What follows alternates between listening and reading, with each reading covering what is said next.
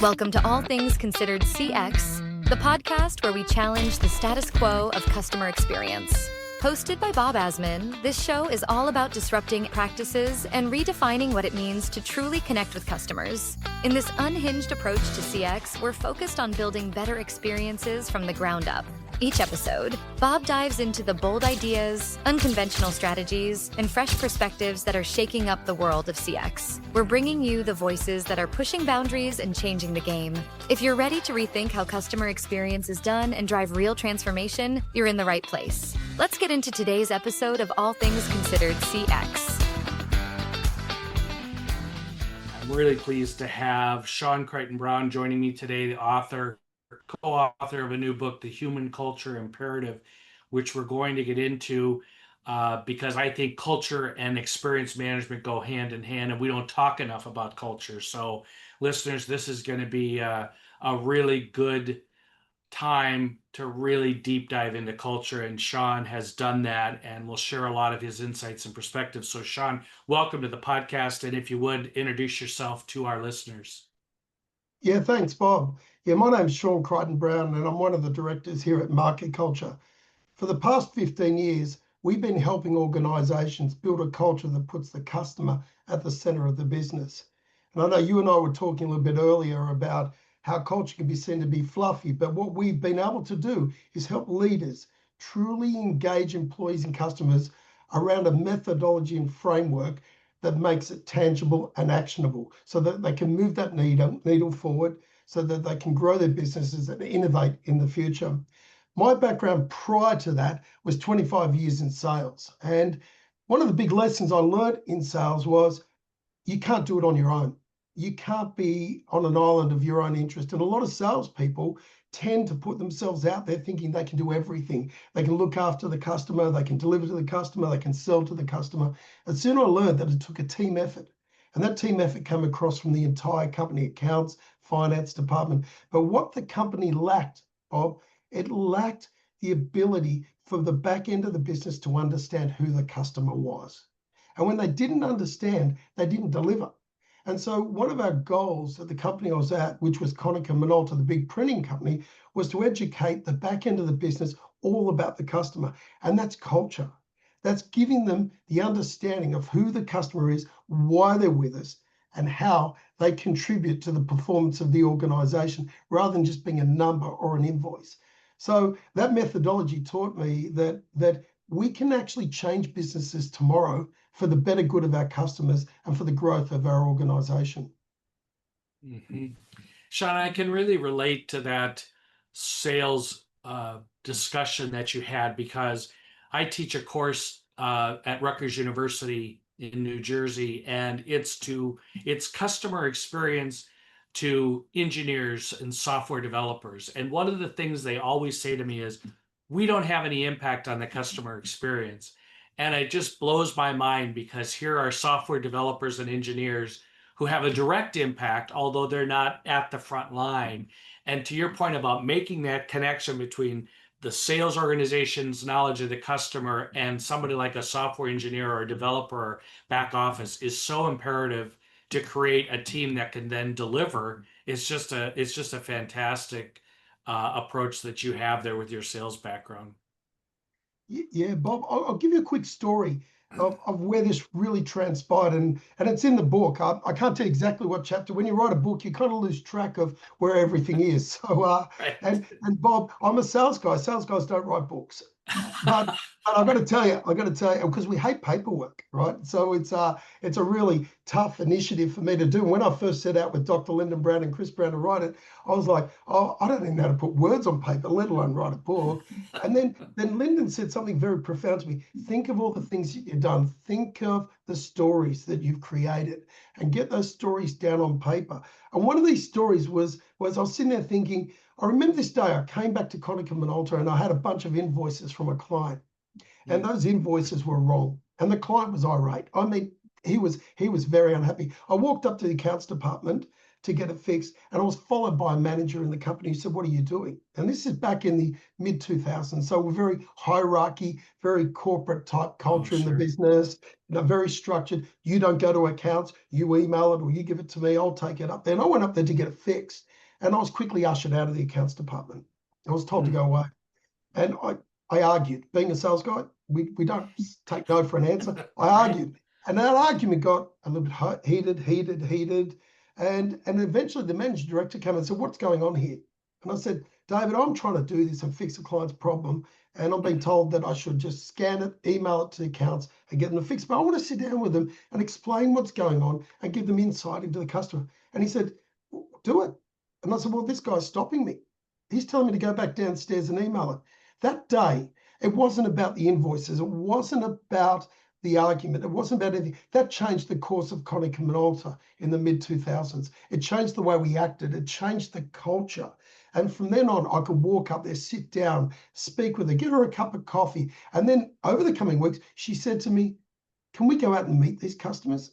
And I said, "Yeah, we can." She goes, "I'd love to meet Emmanuel. They call him Budgie. Why do they call him Budgie?" And that's his nickname, right? And I said, "Come out with." They became best friends. He never missed a bill payment. She never had to chase him. He would ring her and say, "Hey, I'm going to be a couple of days late. Is that okay?" And she'd say, "Perfect, you've rung me." We developed these relationships from the back of the business to the front of counter. And what it did for the organization was chalk and cheese. We went from number 4 in the industry up to number 2 in the industry. And the benefit of that is I got on that train. And that train made me a success. So that taught me again, there's a lot more in business than just yourself. And it's about others and how you can combine them together for the success of yourself and the organization. And more importantly, the success of the customer, because if the customer's happy, the employees will be happy. And in the book, in our first chapter, we say happy customers equal happy employees. And already we're being challenged. We're being challenged over the saying, and I love it. Because Richard Branson says, happy employees make happy customers. So we've reversed it. Right. We reversed it. We reversed it because we believe that we should think differently than the way we thought before. If customers are happy, typically employees in the business will be happy because they're not getting disgruntled calls. They're willing to work with the customer. They're willing. We're not saying that happy employees don't make happy customers. We're just saying that happy customers also make happy employees. And if we get the best of both worlds, then our businesses will prosper and grow. But how do we do it's the question. Absolutely. And I like the fact that you reversed it, because coming out of, many, many years in the customer service world, many of our agents, always hesitated to pick up the phone because was there another irate customer on the other end of that phone that was going to, blast them for something they had nothing to do with it. It happened somewhere else, right? The product was wrong, the bill was wrong, but the customer service agent was about to take the call, and that terrible feeling that they had that they're going to get blasted again from a customer. I just, that refocusing of the organization and the culture is just imperative. And that leads me to my next question for you, Sean, is you work with a lot of clients, you've written a book, you're getting reactions to it. What are you hearing out there? What is causing consternation or excitement with the clients and companies that you work with and the organizations that you talk to? Yeah, it's a good question. Leaders who truly believe in people embrace what we do. So if you're a leader out there listening to this podcast and you truly believe in your employees and your customers, get the book, come to me, I'll provide the book to you, right? Because we believe in it. We want it to be circulated. But what do we hear? We're hearing out there that technology and the way things are advancing are so fast. Everything's so quick, we're losing touch. We're losing this touch in businesses with both employees and customers, and we're even losing touch with middle management and senior leadership. There's a lot of disconnect because we're sitting behind computers today. We're looking at screens. I used a great comment the other night at our book launch. I said, how many of you get up from the computer screen, walk over to the side of the building and look out the window? And someone said to me, why do you do that? I said, because they're your customers out there. Your customers aren't on a computer screen.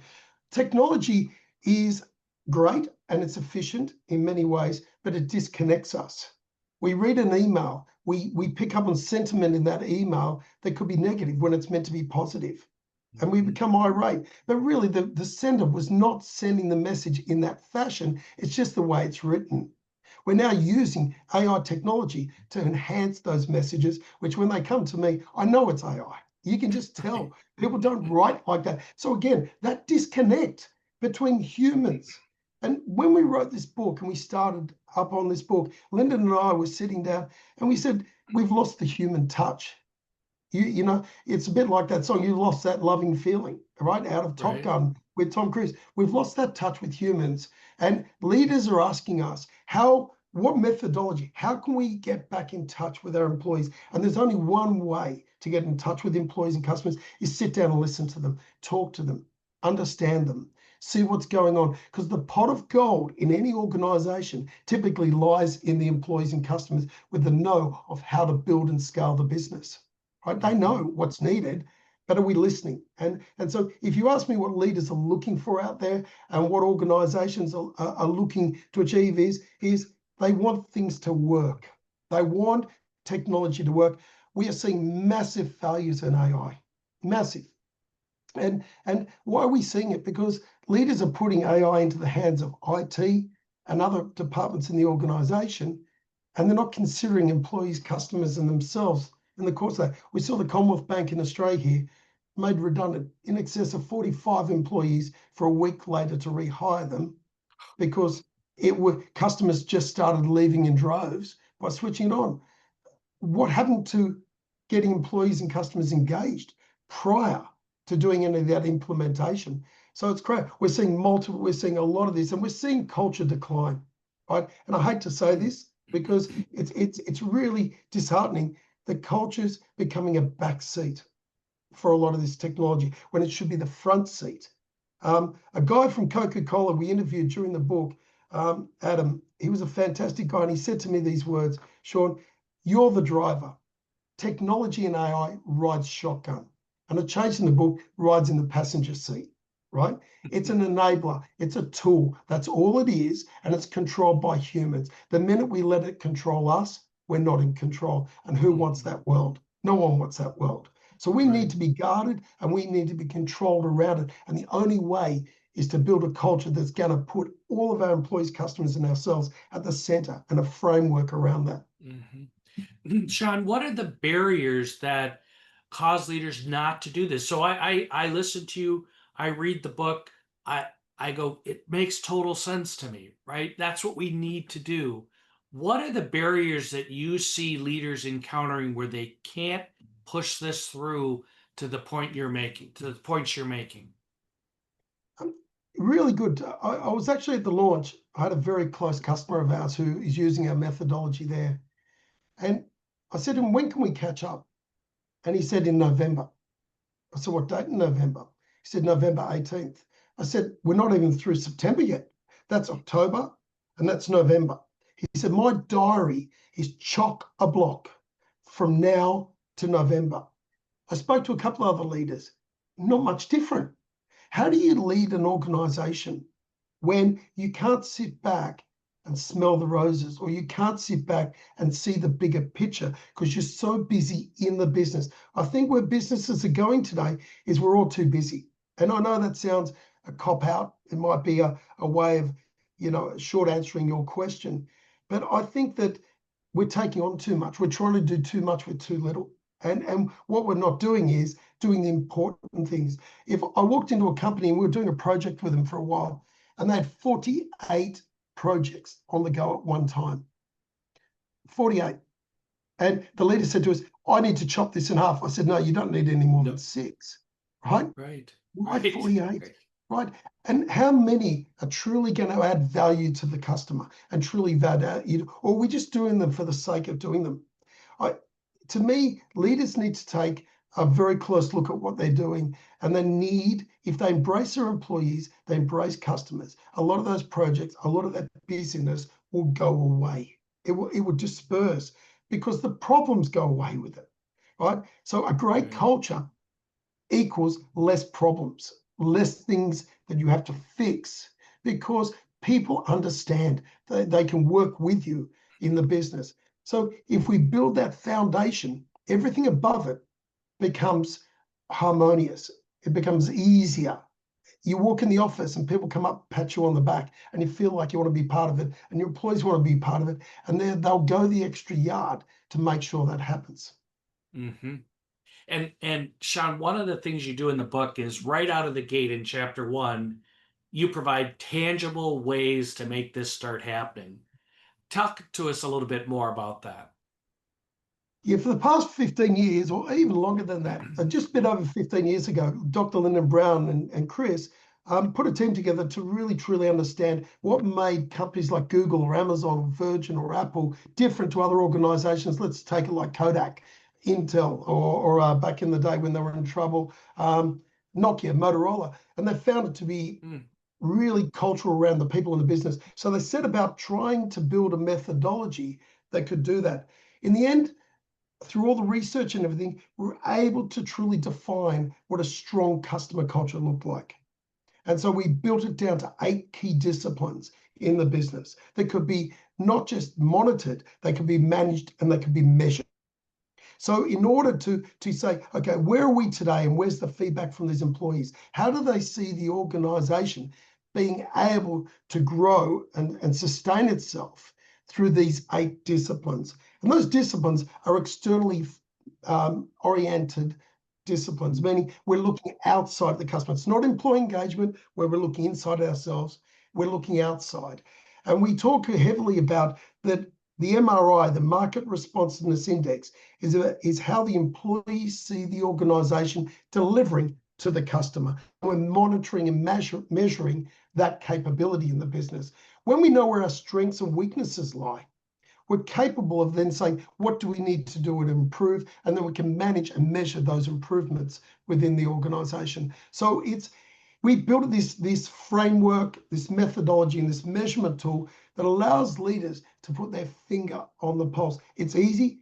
It doesn't take long to do. We've got companies right across the world using it, and they're improving. And the bottom line is improving. And this is a one-point leaders say to me.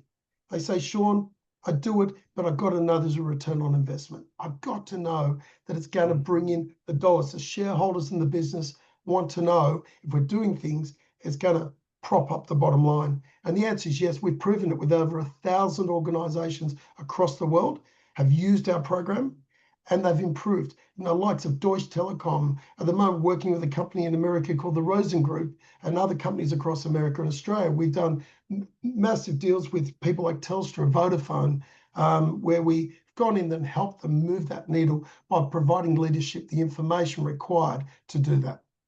Mm-hmm. And listeners, we're talking to Sean Crichton-Browne, co-author of the Human Culture Imperative, and he talked about the MRI, Market Responsiveness Index, and I really liked this when I read the book because I came out of the world of large corporations and personnel surveys where we take these surveys of all of our employees and then the results would come back and then you'd analyze the results for months and then we'd spend months putting teams in place to solve the problems in the personnel survey and then we'd take another survey and it just was this cycle. And the MRI I think is breakthrough, Sean, in terms of being an ROI, which is a hot topic in experience management right now. Everybody's talking about ROI of experience management. I just think that MRI is breakthrough kind of measurements. Yeah, just to tip it off a little bit there, Bob, is we validated the MRI when it was built to performance business outcomes, customer satisfaction. I say to people, if our employees understand more about customers across the business, not just in the front line, do you think we'll be more successful? No one says no. Not one person's ever said no to me, right? Right. So how are we focusing across the business on our current customers? How are we doing it? I don't know. Across, not just in the front line, but across the business. If our employees are empowered to make the right decisions for customers, do you think we'd be more effective, efficient? Yes. Okay, I've won you. Yeah. Why? Because that's what we do. That's what we do. But we didn't just validate.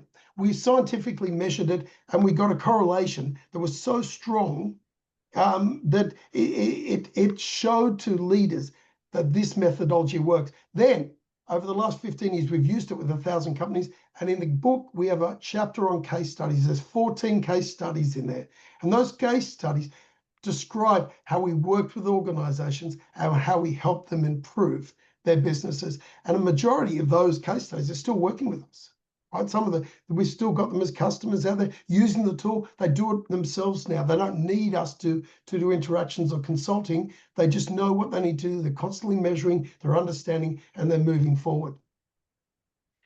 Sean, before we started taping, you shared a story with me about people think culture is kind of fluffy, and boy, does that measurement take that away, right? It makes it real.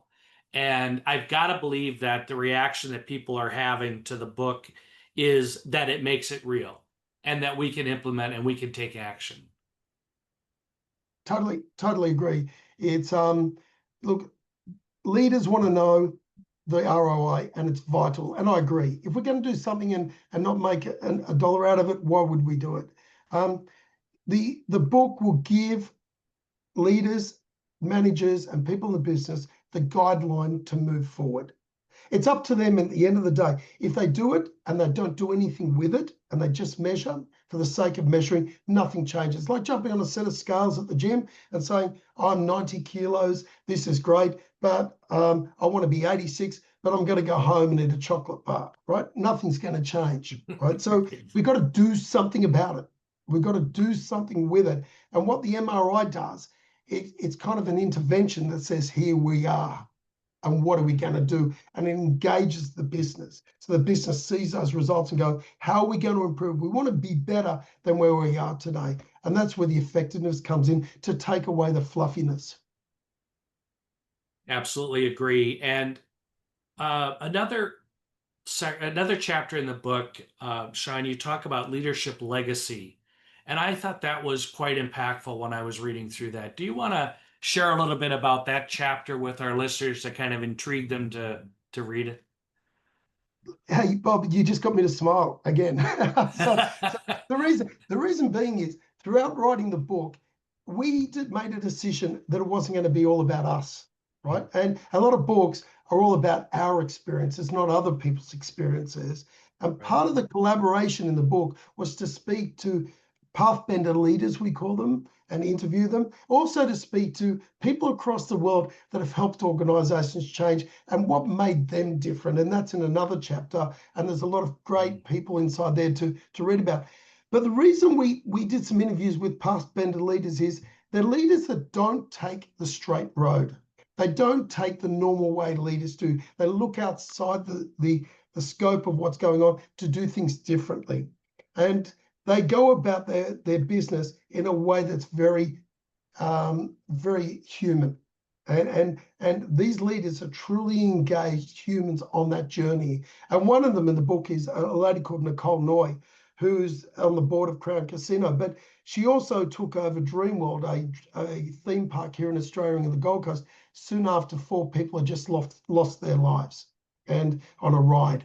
It's a tragic accident. Probably never happen again, but it happened. Now, we asked her questions like, when you were flying up there to take over that theme park, what were you thinking? What were you doing? And her only reaction was, the minute I walk in there, I just want to sit in the park and I want to talk to people. I want to sit down with them. Whereas a lot of other leaders go and start looking, okay, what are we going to do to get this business up and performing? What are we going to do? She more so looked at it, it's not about the business, it's about the people and the community. And that park still exists today, when everyone, every newspaper, every bit of media said that park won't exist. It will go. It'll close down. It exists today because of the way that organization went about doing healing people and making it different. So she took a very different channel that most leaders would take. And that in that chapter gives people ideas. Can I do things differently? There are probably names you don't know, all of them. There's some you may know. One of the great ones is a guy who used to run Pebble Beach Country Club. And he worked on a philosophy within his business, which was consider it done. So when you asked a staff member in Pebble Beach to do this, consider it done. So there was never a no answer. There is no no. It's called consider it done. And it was something they lived by. He just again said, walk away and then we'll solve the problem. right? Just don't let the guests know, right?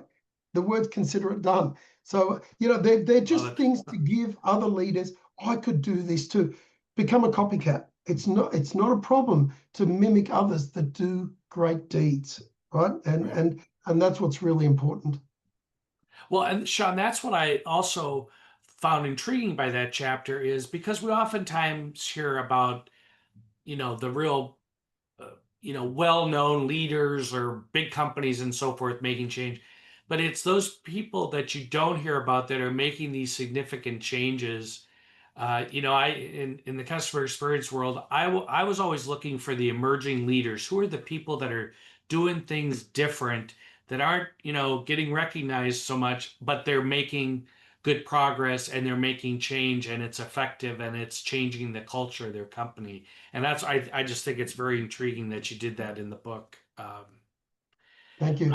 So, Sean, we've got to talk about AI, right? I mean, it's the topic, and talk about impact to culture. You've got a chapter on this. You talk about tell me what you're thinking about in terms of AI and culture. It's a game changer, AI. We can't say it's not going to be a game changer, right? I think that the big thing out of AI is we need to embrace it rather than stand in its way, because it's going to be there regardless. I've been through tech, like yourself, Bob, through many changes in technology, analog to digital. We didn't have the internet back in the years. We didn't have mobile phones. They were big changes, right? They were to get a mobile phone and be able to. I remember carrying a suitcase that had a mobile phone, and you could make 2 phone calls before you had to recharge it. And I think, if I remember, it was like $10 for 30 seconds to be able to make a phone call. It was time on charges. Today, a mobile phone is just a norm, right? And AI will become a norm as well. And there'll be something else in the future that will be the next technology leap that will happen. But remember this one thing, AI is an enabler, and it sits on our computers, and our computers sit on the internet, and the internet sits on power from our houses or our businesses. What happens when the lights go out? How do we act? How do we perform as an organization when things go wrong? We're seeing in Australia at the moment, I know that I'm talking more Australia, but we've seen Optus have failures and people died with a 000 call, which is your 911 call. We saw that they actually knew that there was a lot of information about these problems were going to happen, but they weren't averted. And again, that's all just technology, right? That's technology, but humans needed to act differently. And we're now acting in a very computer technology driven way rather than a human way, right, of alerting people. We've got to remain human. We use this motto, and I was speaking with Shep Hyken not long ago, and he says, be amazing. And it really triggered me. What do we do? We're about being human first. Being human first. There's a great story about the lighthouse. Remember the day that lighthouses were candles and then they went to electricity. Huge storm knocked out the electricity. This lady who was old, Eleanor, went up to the lighthouse, lit the candle, and boats were saved that night. Boats that were coming around in Africa around the point were saved. Now, that's human intervention. We've got to make sure in our businesses that AI, when it gets implemented, we're still training up the human side of the business to manage it, to monitor it, and when something goes wrong, to be able to act and to be able to make those changes in the business, or to be able to deliver to customers in a fashion that it's acceptable. Are we losing the skills in our businesses because we're replacing it with technology, not just AI, but any technology, right? So I think that we need to be ready to implement AI, and the readiness is a 3-part framework that leaders, employees, and customers truly know each other. They empower by listening to each other, and that's our framework. And if they listen to each other, then AI will be effective. It'll be used in the right fashion, and it will deliver to customers great satisfaction. It has so many benefits, but the one benefit it doesn't have, it's not us. It's not human. So don't discard you. If I can say one thing to leaders, is start thinking more about your employees and your customers. Sean, I think that's the best description of how to manage AI that I've heard, because bringing that human element in is so important. And, as we're prone to, we look at AI and we say, oh, that's going to save the business money, right? We're going to dehumanize the business. We're going to use AI to answer all the questions overnight, and it can't yet. But if we bring the human component in, it makes it totally different. AI enables the human as opposed to the reverse, and I think you've got it. You've nailed it really well. So this has been a fascinating discussion, Sean. Man, time goes fast when we're talking about these really great topics. But before I let you go, I have to ask this. You got to look into your crystal ball and tell us a little bit about what you see and where we're going in the area of human culture and experience. Yeah, I think my future, if I had my way, every leader would embrace what we say, right? They'd do it. And Dr. Lyndon-Browne, if I can say something about him, Lyndon's been around for quite a while, and he's the most unbelievable person and mentor. He worked with Professor Philip Kotler for many years. He's written many books. He's worked in universities as a professor, and he's all about creating a movement, right? And the movement is about humans. And if I can look into that crystal ball, is we don't lose that touch with our people. That this working from home, this technology, this AI is causing a gap in our businesses. It's causing a wider gap that's making it difficult for everyone to stay in touch, right? And here in Australia, they're trying to bring people back into the office, and they're doing it forcefully by saying you must do this, right? And I'm not sure force works. I think we need to sit down with our employees and say, what do you think is acceptable? What would you like to do? How would you like to do it? And then take that on board and then work with it. That you said this, so let's implement it. And we gradually create those changes. Embrace your employees, embrace your people, listen to them. And what the MRI does is the MRI gets not just quantitative feedback, but it gets qualitative feedback. So it listens to employees on what's important to them. And so the future is, if we listen, then we'll act better and we'll be better. And I take it back to my family, I take it to my home, and quite often my wife will say to me, be at home like you are at work, be a leader and listen, right? And when we get into our homes, sometimes as males, we don't listen enough. We don't sit down and hear it. And, you know, I got taught something 20 years ago was, when I was getting married, was when you come over at night, just sit down on the couch and just listen for 15 or 20 minutes and everything will be perfect. Why don't we do that in the business? Why don't we sit down and listen? And when we listen, the nuggets of gold will come out. And so that's where I see the future. If we can make a movement and we can make a change in businesses, it's become, you've got 2 ears and 1 mouth, use it in those proportions, listen and ask questions, and life will be different in the future than it is today. I want to live in that future, Sean. That was really well stated. Sean, before we wrap up, the book has been released. Tell us how people can learn more. Obviously, they can buy the book, but how about getting in contact with you and your organization? Yeah, so we're on Amazon. That's I've got to say, here is where technology was pretty amazing. So we self-published, right? So you can come to me. We've got the book on our website under resources. You can buy it directly. We're donating to Tour de Cure in Australia, which is in the fight to end cancer. So we're donating money towards that. We self-publish so we could do things like this, not being controlled by a publisher. But we also self-publish so we could get the book out there to those that care. And so you can get it from our website, you can get it from Amazon. On our website, there is an ability to make contact with me, email me, or have a meeting, catch up. I speak to a lot of people across the world every day, and I love it. So I don't have a problem. There's a link there to my Calendly, and away it goes. What I meant by what was amazing is we use a package called Ingram Spark. We loaded the book up there, and all of a sudden our book's on 20 different platforms instantaneously. Like in the old days, you had to print them, ship them, they go into Barnes and Noble and off they go. So technology's been good. Let's embrace technology in the right fashion. And it's been a benefit to us. And we're selling books right across the world now. So it's kind of exciting. If you read the book and you like it, go to Amazon, make a comment, put a recommendation up there, because that way others get to know about the book.